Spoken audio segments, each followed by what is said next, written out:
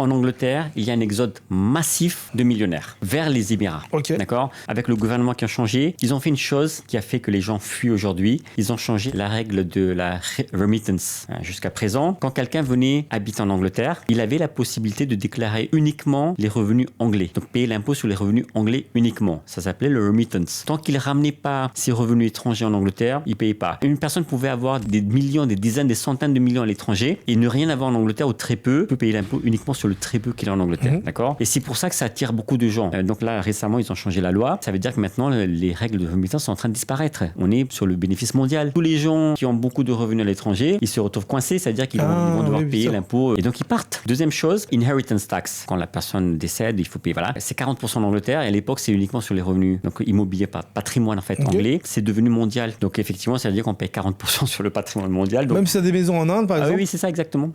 Et donc, forcément, les gens qui sont riches, ils sont pas trop d'accord pour payer 40% sur leur fortune mondiale. C'est pour ça que là, je crois qu'il y avait un boom de je sais plus combien de millionnaires qui venaient d'Angleterre. Mais c'est ça. De toute origine qui revenaient. Mais c'est ça. D'accord, c'est lié à ça. C'est lié à ça. En fait, c'est lié au changement des règles fiscales en Angleterre. Ok.